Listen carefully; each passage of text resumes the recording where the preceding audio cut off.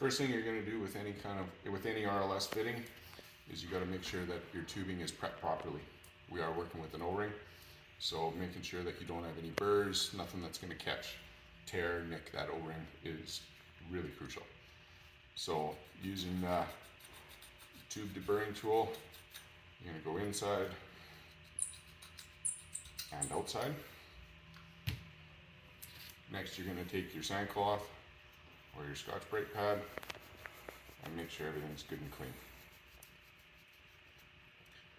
Once that's done, you'll be able to see, make sure there's no imperfections in your tubing, no gouges, no deep notches, if everything's round. And after that, you're going to take your tube and you're going to insert it into your depth gauge and give it a mark.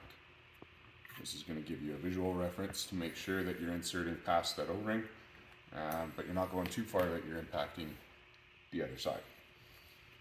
So once that's all done, everything's cleaned, marked, deburred, you're going to put it in, you can feel the O-ring, and you're going to twist past, and you can still see your mark, your depth mark.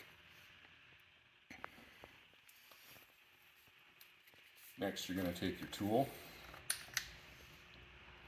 and you're going to place it between the O-ring and the flare so it's nice and solid.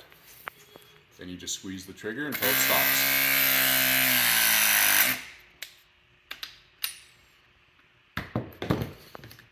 So there you go. So first indication that you have a good press is it'll actually stamp an RLS witness mark into the copper. Then to confirm, you take your crimp gauge and you're good to go. So once that's all finished, this is now good, 250 degrees at 700 psi working and warranty for 15 years.